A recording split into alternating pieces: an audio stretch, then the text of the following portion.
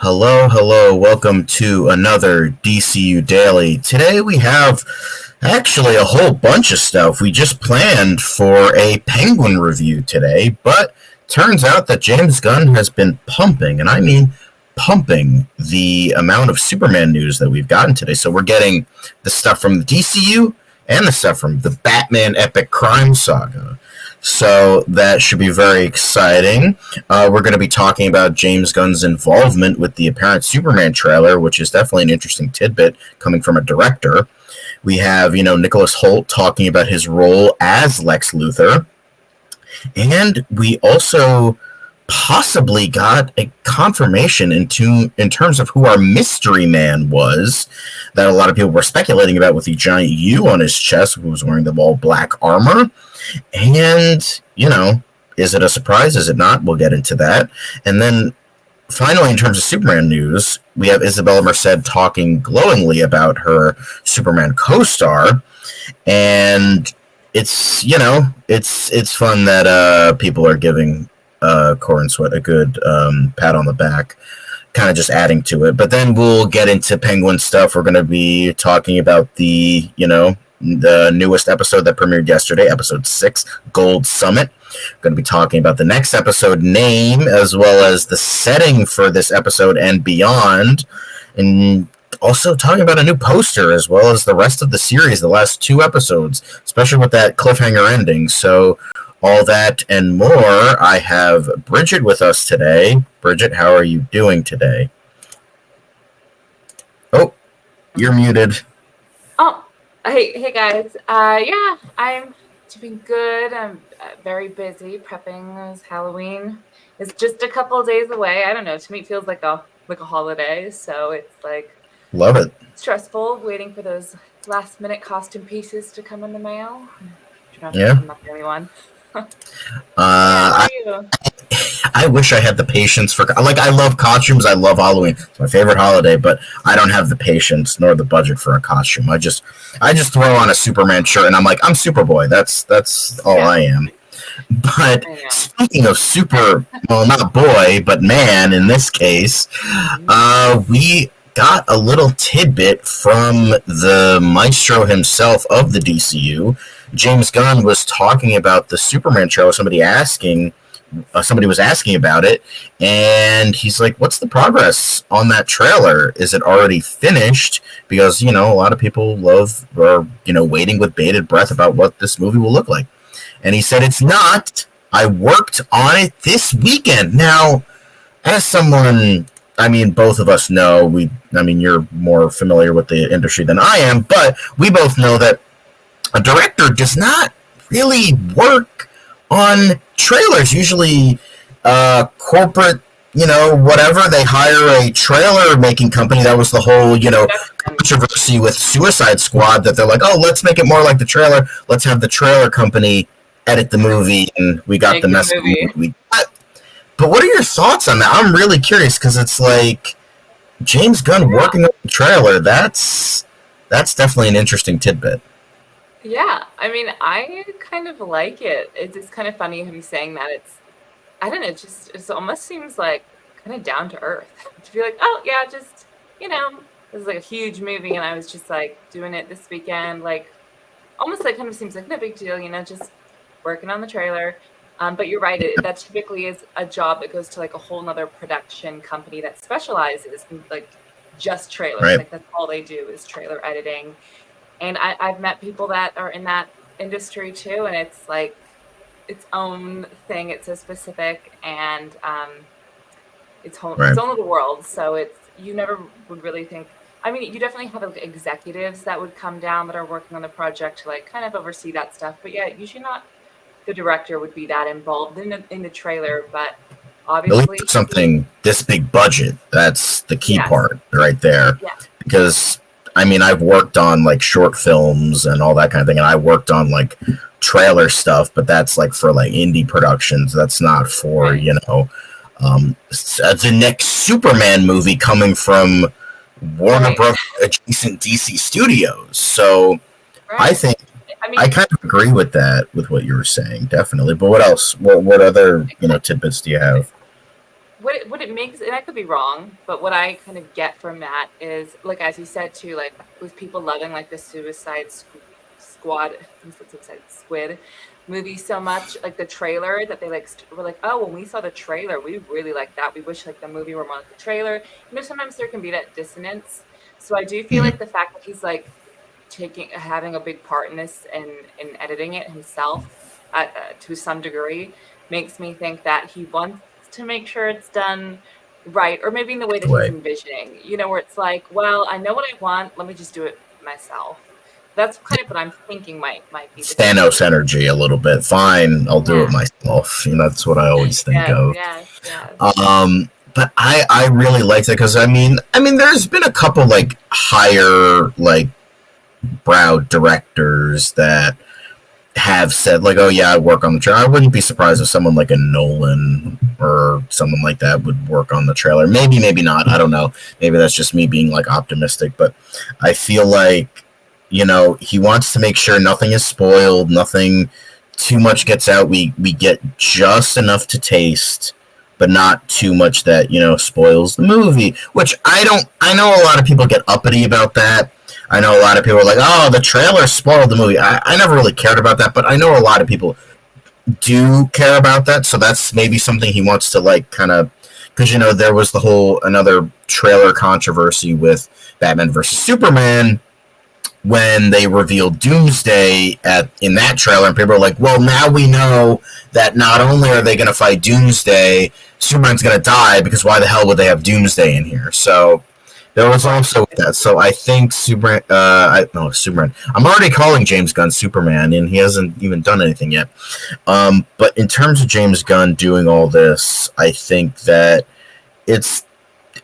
there is, again, sparking a bit more hope there that we're getting something, even down to the trailer, something he has faith in, something he has trust in, something he has hope in. So I think that's definitely something that a lot of people can be excited about. Yeah, you can see cares. Yes. Cares enough to do the trailer. It's kind of like, you know, when you're passionate about it enough that it's like, yeah, I mean, I feel like I'd feel the same way if it was like, you know, if you've done projects, but when you have like that one thing that you love, and it's like, oh, I'll put in more effort, I'll put in the extra work because I love this. That's the energy I get, and it's really it's exciting because it's like, if they feel that way about it, you know, it's got something for sure. Definitely. And there is one more tidbit before we move on that I wanted to mention. So CCXP, which is a Brazilian comic convention, there was like a hint, a rumor that we're going to be getting something. I think David Corenswet might have said it, that we're going to be getting something from that con, and it's going to be in December. Do you think we're going to get the trailer then, or are you going to follow my personal theory that Dan kind of latched onto, that many of our viewers latched onto? Well, at first as well, I can't talk today, it's fine, that the first Superman trailer, well, at least a teaser trailer, is going to be premiering during the Super Bowl, which would happen in sometime January, February, depending on the football schedule. I don't know football, so I don't know when that's going to show up. But what are your thoughts on that? I mean, that's a pretty cool theory. That would be, you know, that would be like a big announcement for sure, and get all the eyes on it. Can you remind me, do they have a release date for this yet? Or like, yes, July something. I'm going to look it up real quick. July 2025, that's the month and the year, but I don't know the specific day. July 11th. Apologies. I kept thinking 26th, but I think that's when Fantastic Four comes out. Maybe. I'm probably wrong about that too, but July 11th, that was like how everything aligned, and then James Gunn figured out that was his dad's birthday, and since he said that this is very much a father-son story, he wants to stick to that release date because it like means a lot to him, which is something that I like as well. Yeah. That's what I mean. I just feel like he's just really takes moments to show his humanness, and I think something that we all appreciate. Yeah. Hopefully he puts that into his Superman as well. I think it's also possible, I don't know if this could be, what if they like maybe release like a little something in December at that convention, just like, you know, to really Yeah. please people, but like maybe not like the, you know how sometimes you see like little like maybe like almost like a mini trailer where it's just like a little bit, but then there's like the full trailer where it really like goes into depth. Yes. I wonder if that could be I released I think I later. don't, if there's a name for it, because there's the teaser trailer, which is usually like a minute, maybe a minute and a half. Then you have the full trailer, which is like 2.5 minutes. And then the final trailer that's like a month before the movie, or maybe even a couple weeks, that's like 2.5 to 3 minutes. I would say like a mini trailer or a teaser to the teaser, because I remember, or an announcement trailer, that might be something, because Yeah.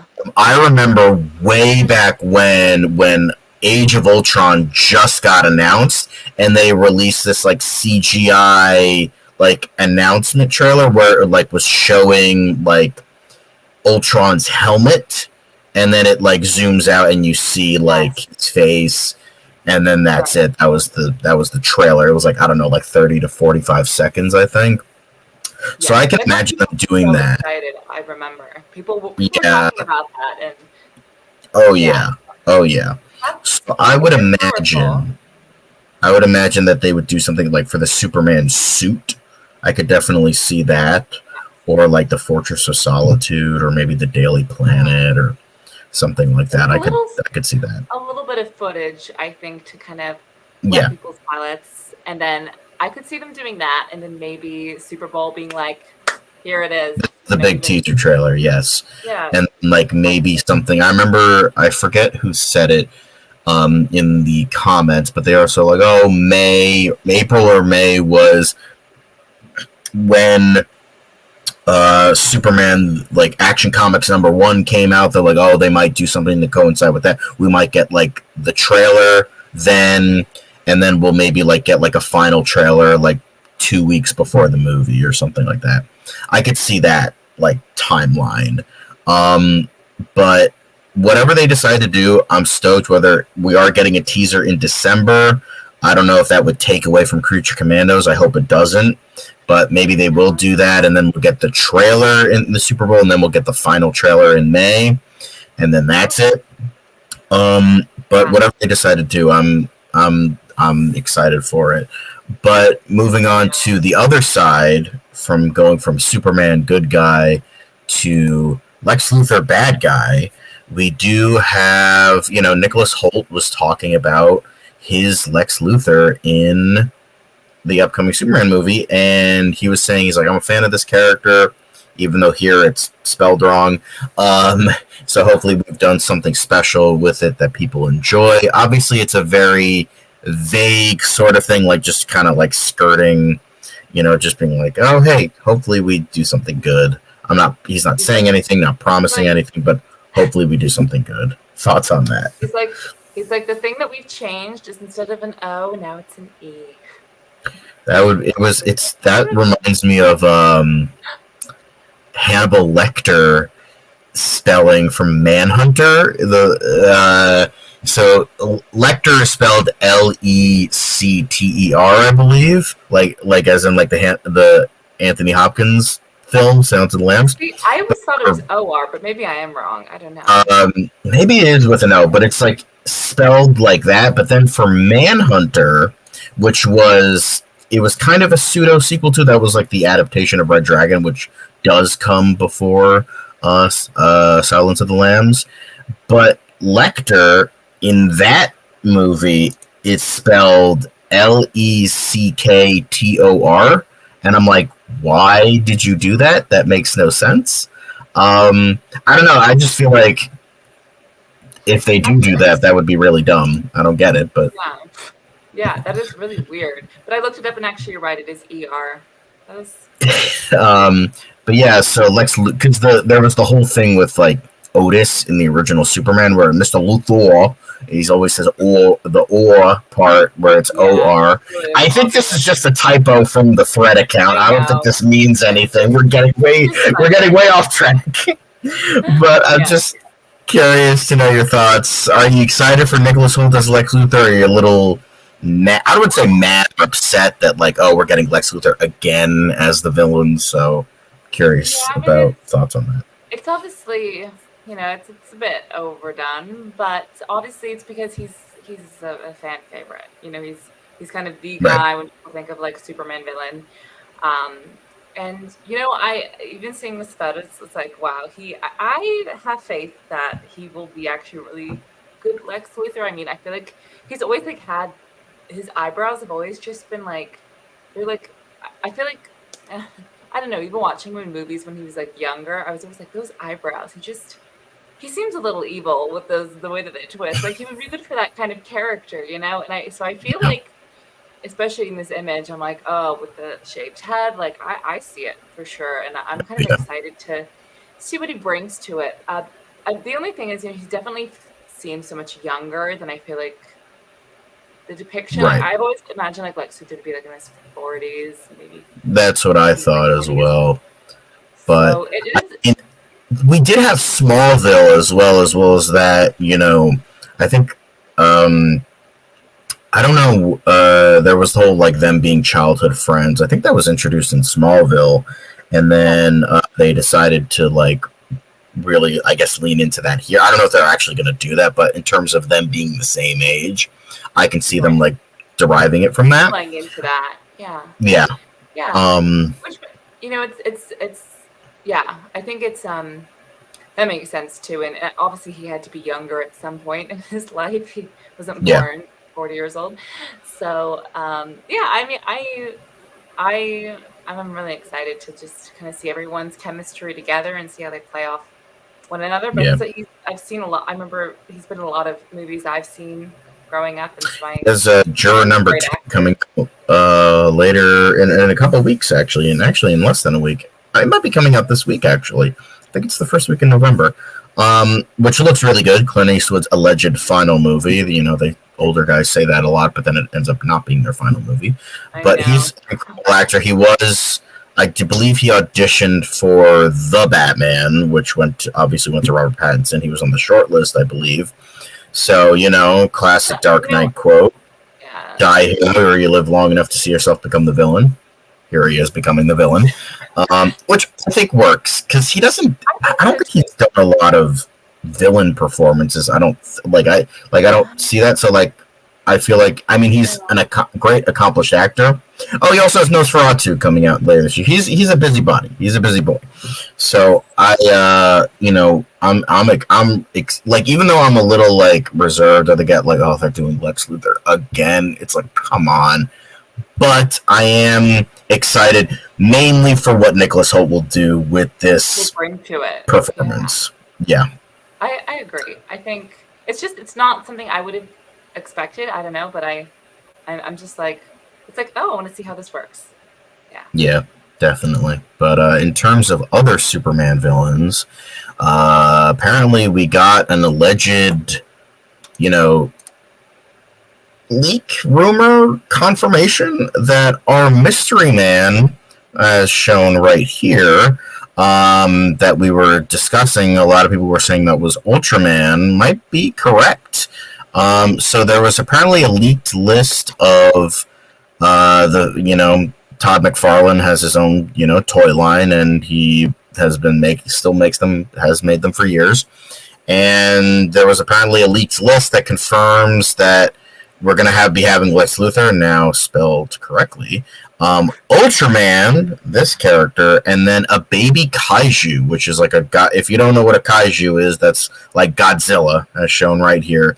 Or like, the characters in Pacific Rim, King Kong, those are all kaijus. The Japanese term for like monster. Giant monster, essentially. Yeah. But we did give our own thoughts on this a while back, because when all the way back in June, July, when, these behind the scenes photos were being taken, we had, this mystery guy. A lot of people were saying Ultraman because of the U on his chest. Some people were saying this smaller character from, I believe, the New 52 called Ulysses. So I'm just And I also do want to say before we get into it, if anybody's watching and you don't know who Ultraman is, the actual comic version of the character of Ultraman is an alternate reality Superman who comes from a world where everything's flipped. Good guys are evil now, and instead of Justice League, we have the Crime Syndicate, and instead of Superman, we have Ultraman. So it seems like they're just kind of taking the name Ultraman and just using it for this character. I'm curious for what you know about all this. What are your thoughts on this Ultraman character being, like an alleged confirmation that this is that character? Yeah, I mean, it obviously makes a lot of sense. I would be surprised if it ended up not being him because, as you said with the U, I think that's, and with the leak list, it's a pretty good guess that is who that is. I didn't know really much about him until you also explained, so thank you for that. No problem. But yeah, I think it'll be interesting. It's just kind of another, as you said, version of Superman in that alternate world. So it'll be interesting to see what kind of role he plays in the movie and how he plays off of Superman, and just gets me more intrigued to know the plot of this movie. And definitely intrigued with this because because I don't think they're going to be pulling any multiverse stuff yet. I think that's just doing that immediately would just be a huge idiotic decision, considering that everyone is sick of multiverse stuff right now. Yeah, we got Deadpool and Wolverine, but that was the reason that was made money and people liked it was because of member berries, but that was not because of multiverse and it was stuff. Making fun of. It was more of it had the satire moments of we all hate the multiverse. Yeah, there was that as well, but I think everyone's kind of sick of it, so doing that. So I feel like I did have I think I had a theory, or maybe someone in the comments had a theory, where essentially it's going to be. I think I had part of it, and then someone else had part of it. Where my theory was, okay, so the character, Maria Gabriela de Faria, I think her name was, the actress playing the engineer, she's going to be Lex Luthor's hired bodyguard. But I feel like what they're going to be doing throughout, and what maybe eventually leads into the Authority movie, because the Authority is anti-heroes and not really villains. They just have no concern. There's little morality. There's a little bit of morality, but not a ton. So I feel like the engineer, she's usually portrayed as one of the better anti-heroes of that group, where she's not evil. She's actually a decent person. So I have a feeling that throughout this movie, that the engineer is going to have a bit of an arc where she kind of realizes that what she's doing and who she's working for is not that great.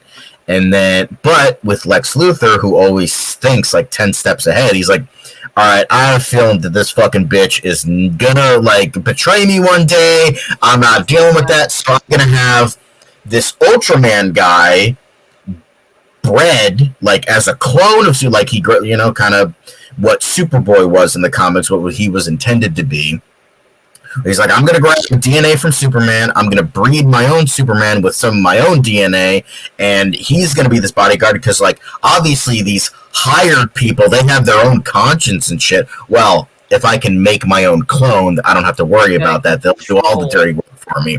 He'll have that control. So that's my idea in terms of this version of Ultraman is essentially a clone of Superman that Lex Luthor uses, and maybe he can be utilized as maybe another character, but Ultraman will be the name. Because, you know what's better than a Superman? An Ultraman! So, that can... His own branded version. Yeah.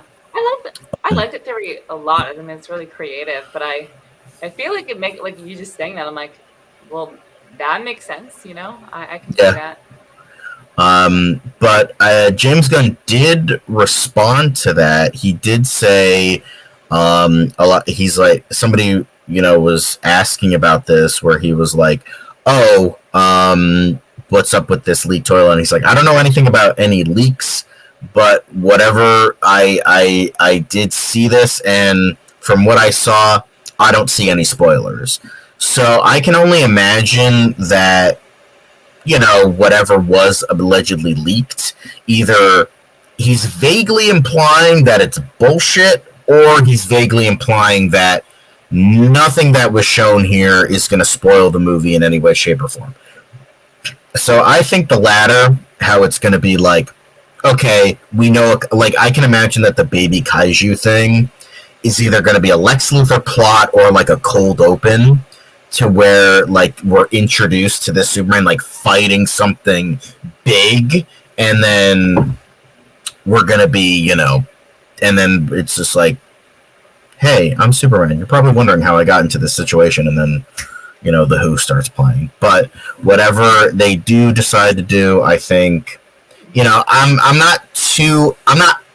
kind of indifferent towards it, because on the one hand, like, all right, I think this is going to be like a Superman clone situation that Lex Luthor has as a bodyguard.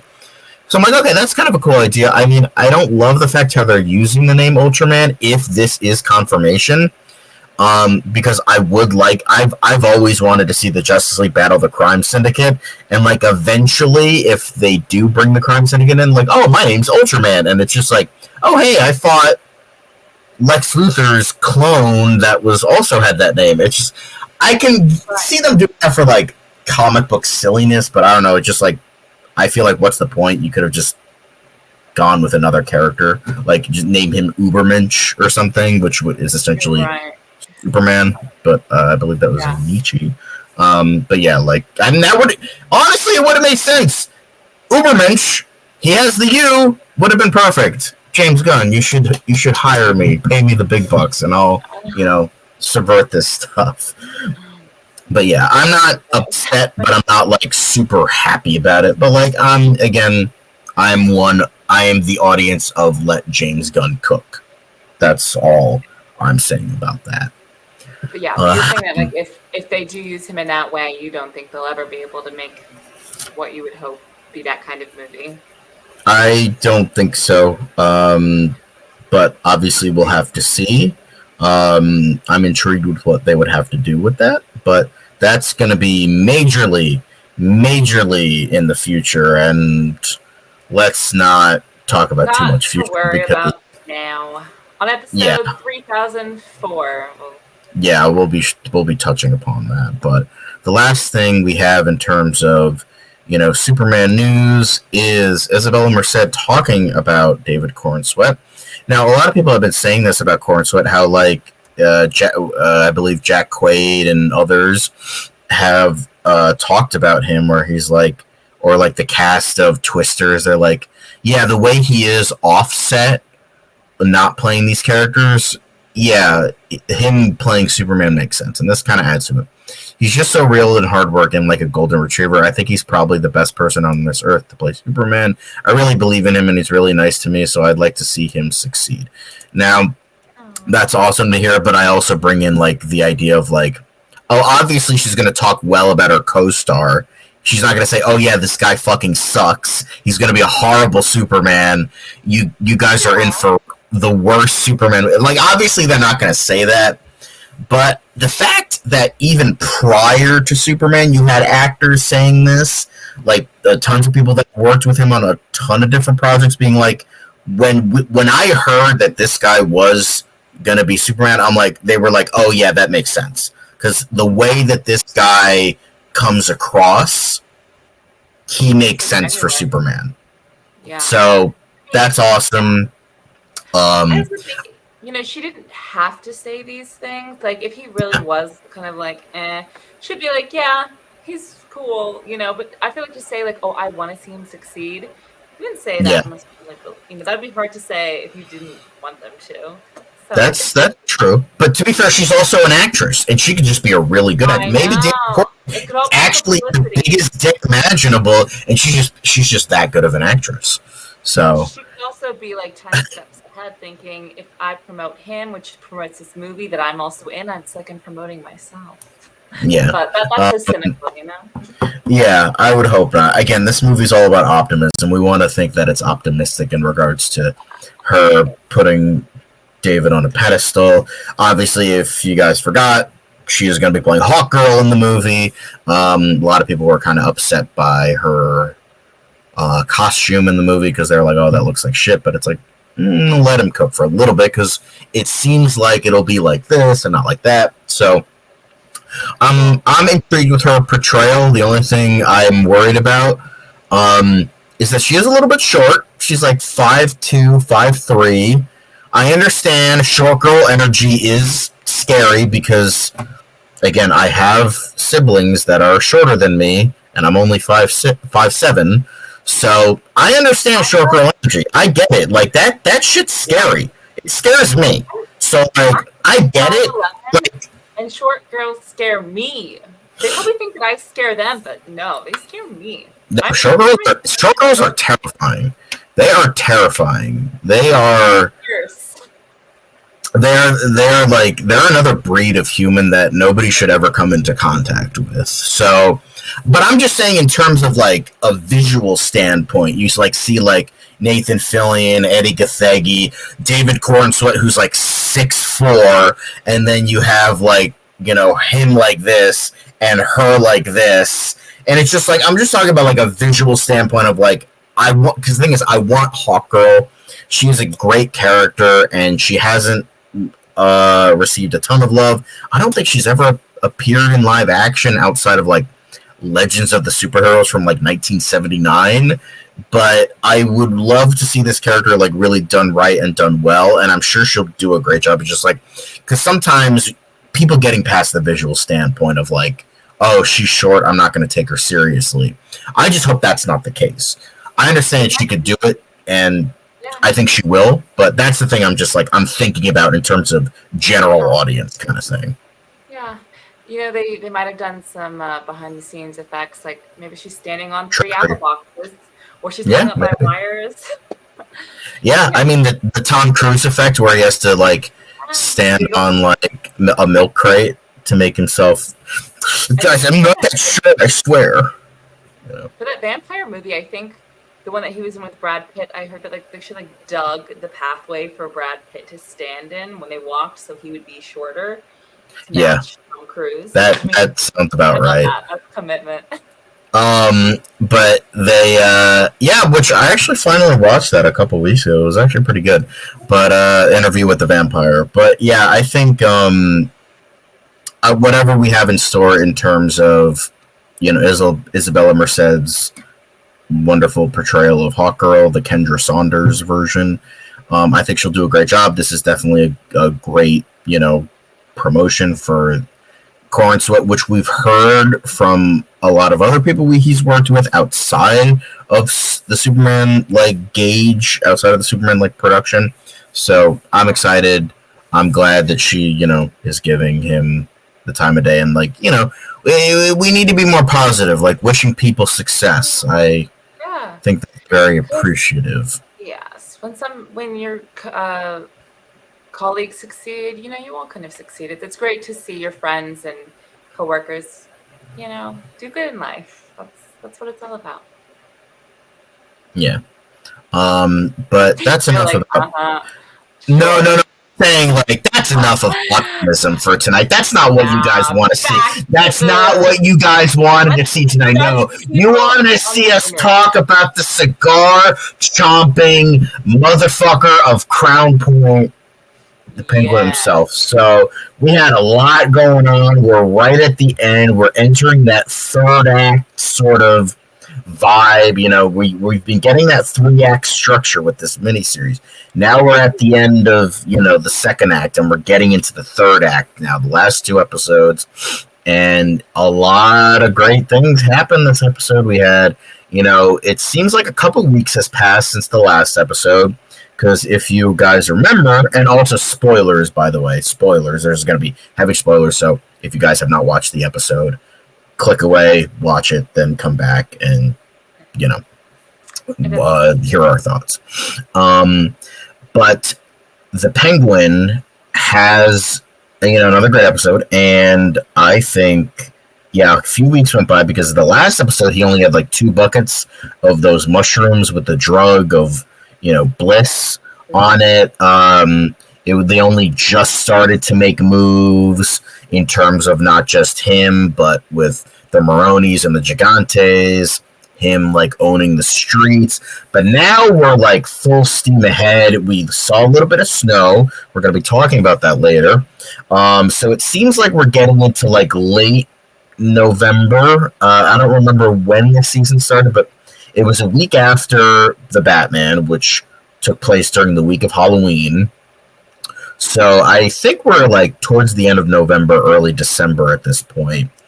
So we're seeing a little bit of snow in Gotham, maybe tease to Mr. Freeze that a lot of people are thinking. And we're, Sal and Sophia are pretty much buddy. They're eating dinner together. We've got some, kinky episode Thanksgiving. When yes, and the meal eating. Yeah. We got some kinky stuff with Julian Rush and Sophia. Interesting. Not my thing, but hey, if you enjoy it, then by all means. And, we had a lot of character development for Victor, for Penguin, for, Mama Penguin. We had just like pretty much like it was one of those episodes, maybe you'll agree, where they kind of throw everything at you, but like not in a bad way. It feels like we just got every single plot line, and they progressed those plot lines well enough, but it never felt like it was stuffing too much into the episode. Like we got like Victor's character development with Squid, we got Penguin like progressing the operation, we got Penguin and the stuff with his mother, then we got a bit of Sophia and Sal, like them trying to make moves on confirmed in this episode Oswald Cobb. So it's not just Oz Cobb, it's Oswald Cobb. And so I'm curious if you agree with that, or do you think it was still too overstuffed? I mean, that's a good question. I mean, obviously like the episode, but I don't know. It did feel obviously a little bit messier. I still have to say my favorite episode. I think it was episode 4. The Sophia. It was like the big Sophia one. This is obviously back to kind of the POV of Oz, which it had to go to, but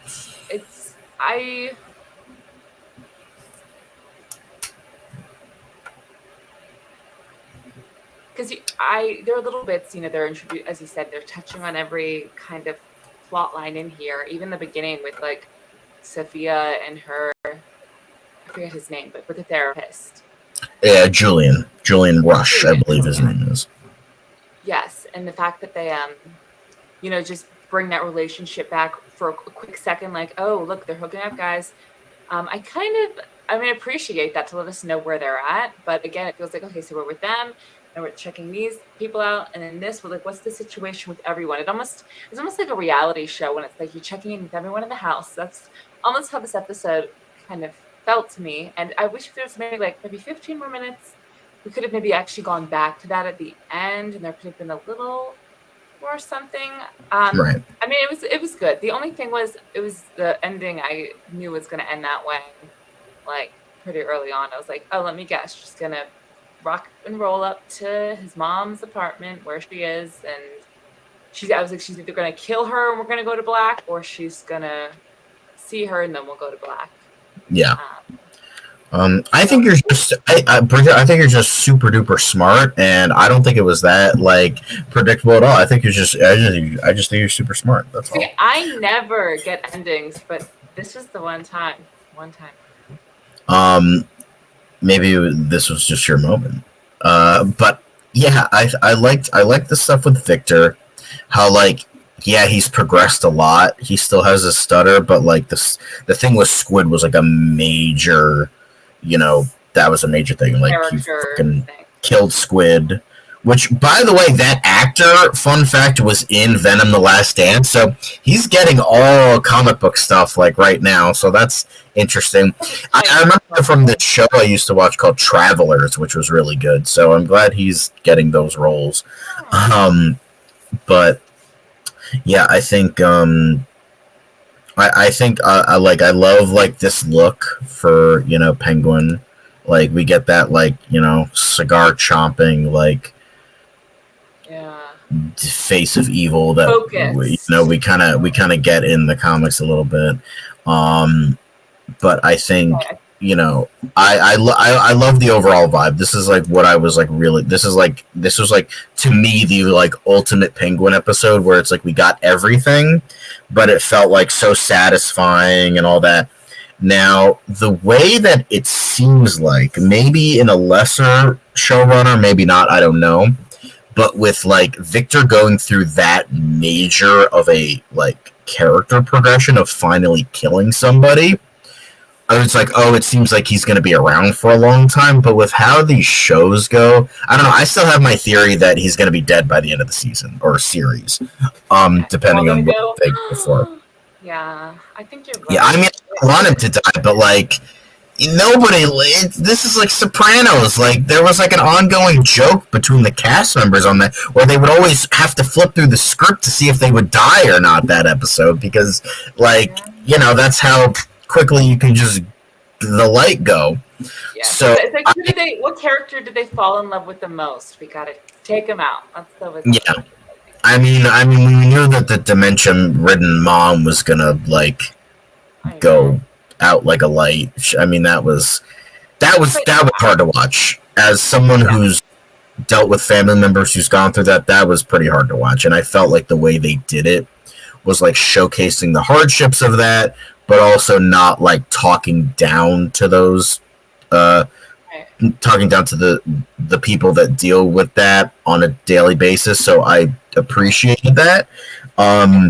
It's also a huge ethical issue too, but I also felt kind of, I mean, obviously it's part of her character, it's been in a storyline, but if what we think is going to happen to her, I'm glad that they did that, where she at least was like don't don't cry for me, Argentina. Like I'm she's kind of like accepting. I want to be a vegetable. Yeah. Yeah. So it's we at least have that, because if anything happens to her, I think it helps for us to know where she's at. Yeah. I love the progression of the Penguin. Like even though you're like, this guy is a fucking terrible character, like he's an asshole, he's horrible. The love that he has for his mom is so sweet. I mean, I'm like, oh my god, do well. Like I want to see him. Like I want to see him like round up all the gangs and just fucking murder companies and the Gigantes and just fucking like end it all. Just not have to fucking deal with that shit. Because I want to see. Maybe it's because maybe that's just the comic book fan of me. I want to see the Penguin like the fucking like top tier gangster of Gotham that we usually see him as in the comics. So like maybe that's the reasoning for me. That like maybe we'll hopefully eventually get to see that properly.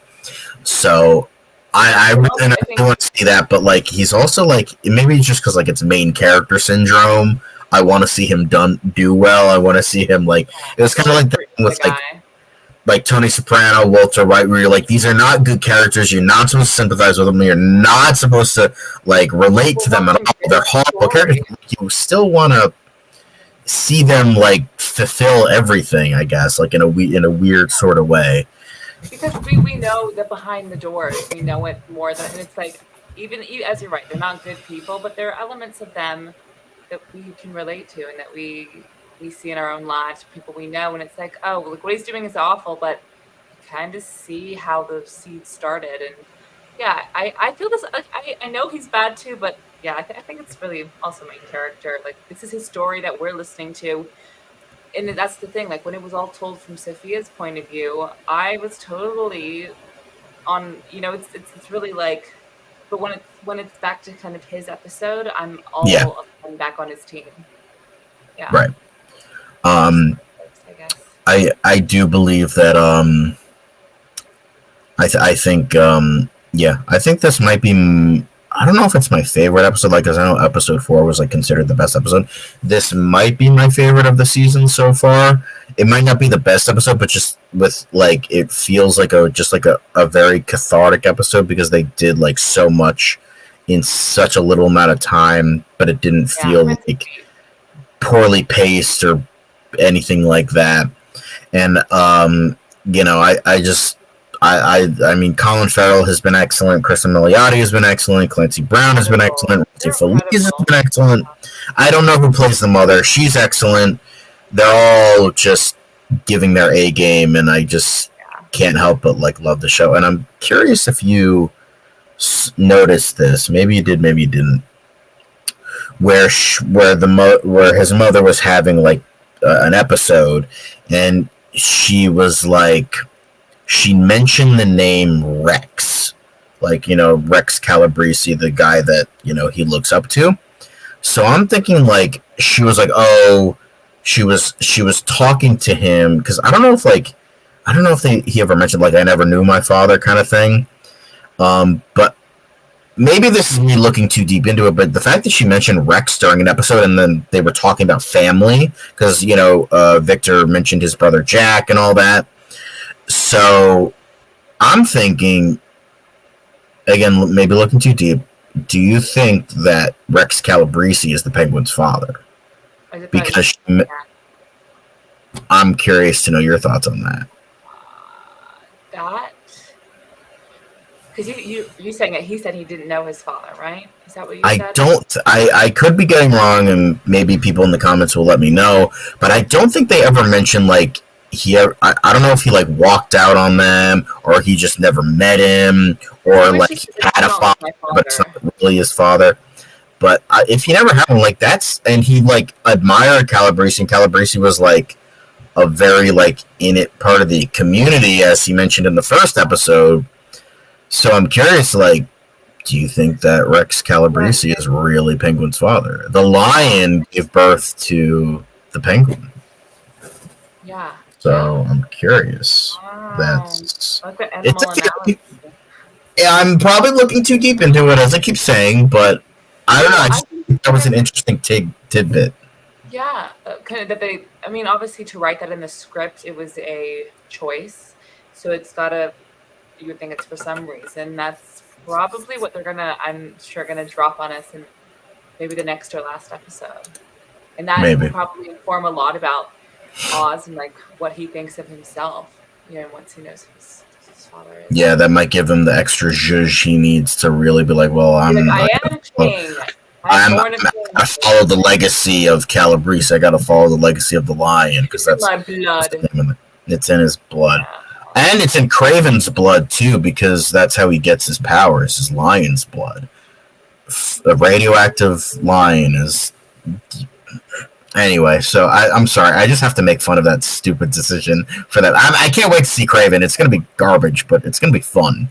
Anyway, so that's enough about Marvel. Going back to DC, but I overall thought that this was a great episode. And it seems I don't know if Victor Aguilar is going to get Jason Todded by the end of the episode by just getting a crowbar to the face, but it would be interesting, if they, okay, this show we know has been ballsy. I'm not saying this is a theory, I'm just saying, because I don't think it will happen, but it would be a really interesting way of doing things, because it would be undercutting the audience. It would be such a fuck you move, but it would make sense narratively. Would be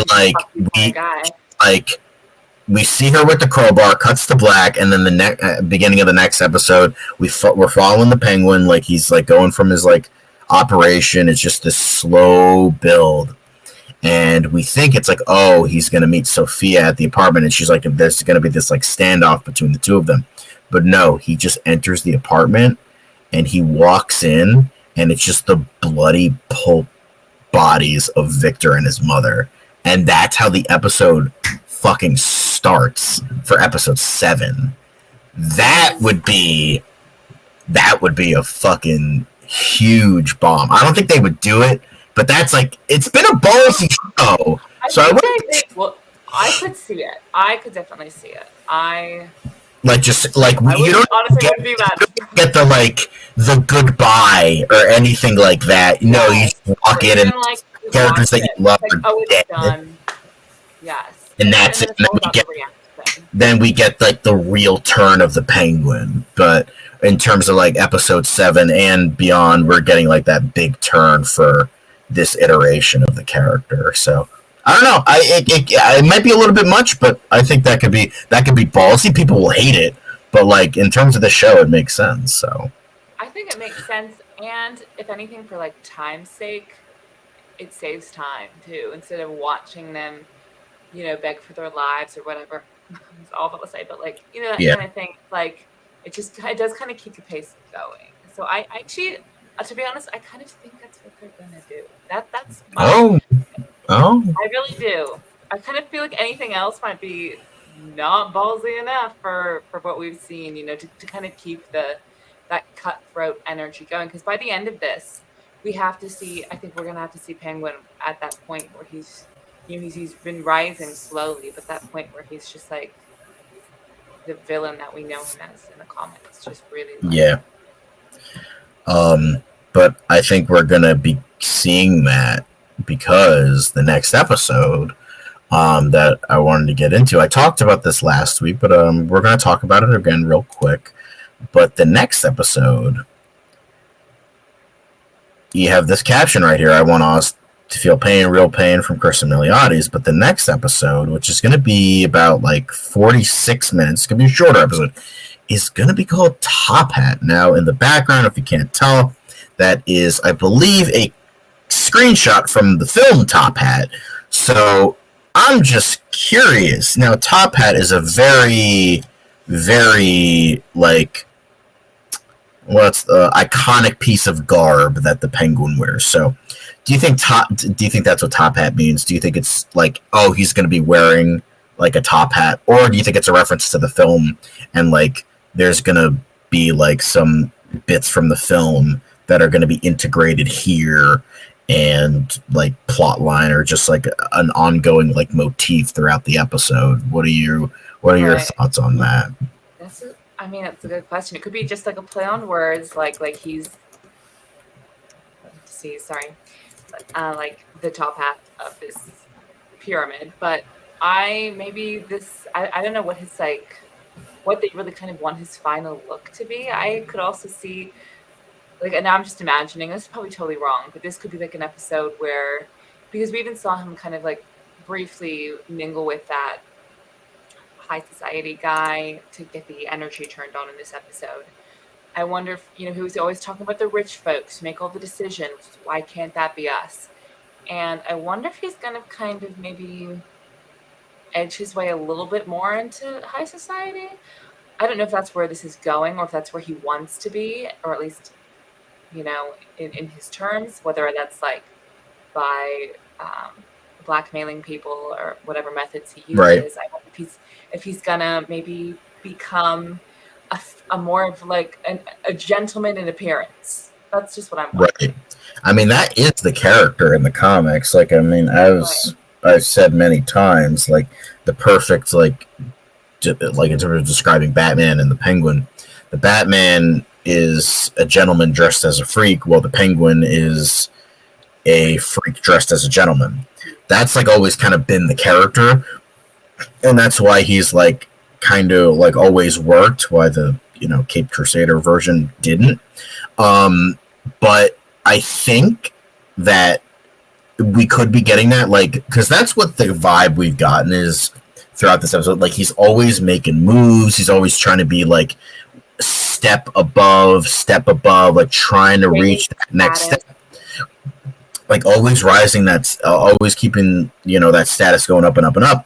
Like, I'll sell out Sophia, I'll do this, I'll do that, I'll drive this plum Maserati, like I gotta show off what I do.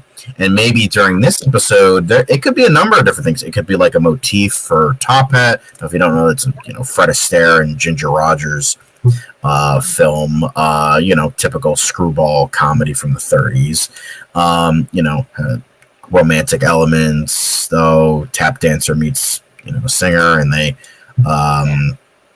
they meet, fall in love, and that kind of thing.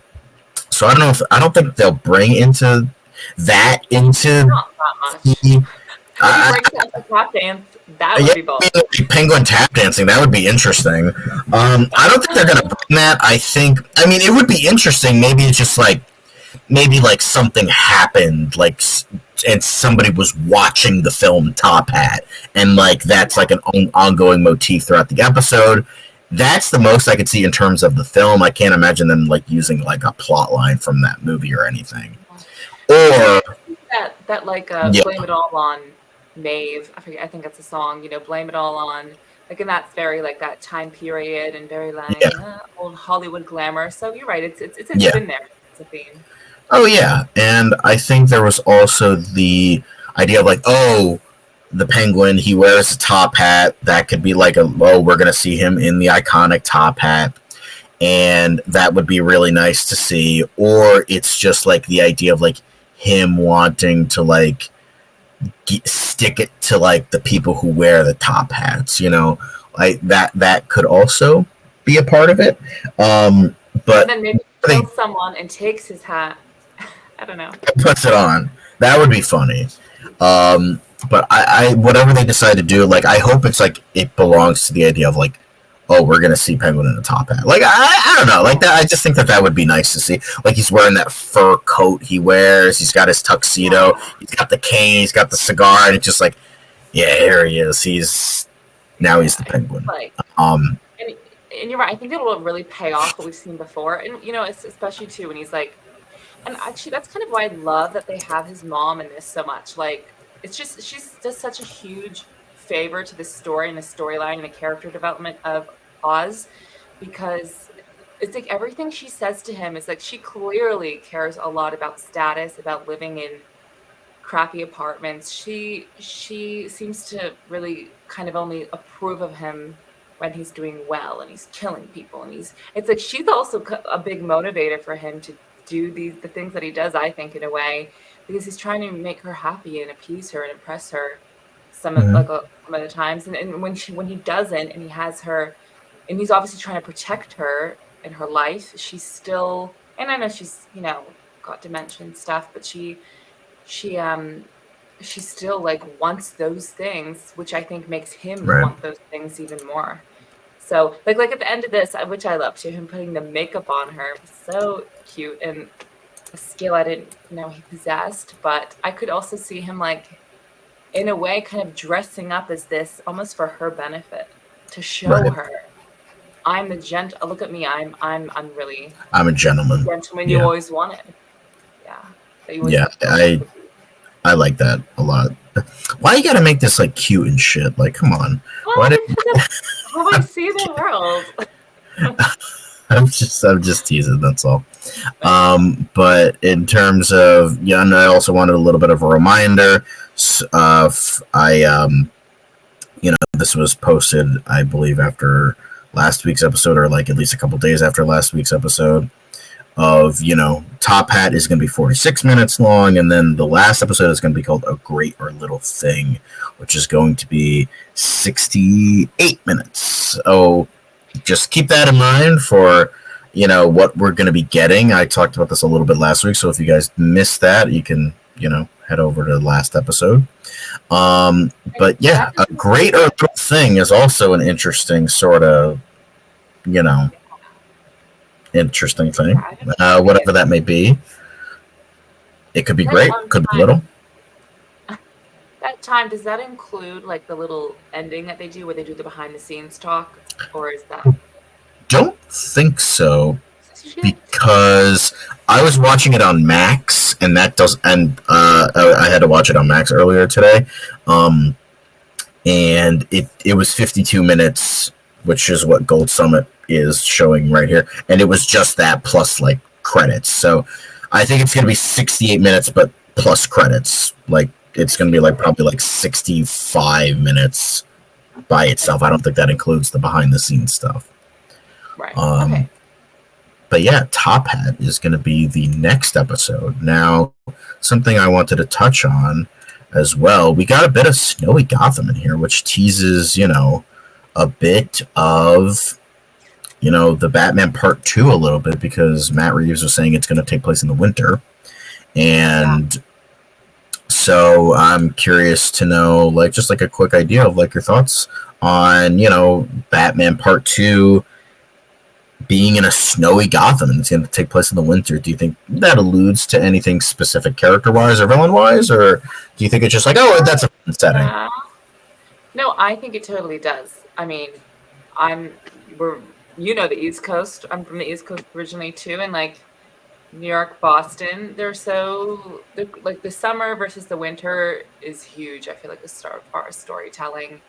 Like a New York City in the summer heat. I feel like that just is such a different setting than in the dead of winter when it's cold, when people are cold, just getting from point A to point B because it's dreary, depressing. My time to shine. I know, and people don't have cars either, so it's a lot of like walking through the snow, getting your groceries. It's kind of like it really adds an element of survival. I think that's how I felt when I was living like in Boston and stuff. It's really feels that way where it's like it's beautiful at times, but it's really hard as well, and it's cold. And it makes you bitter, and it makes you just a little bit. It makes you like, and it's dark all the time. I think that's a great setting for the next Batman. It's going to really force that. Not the first time, bro.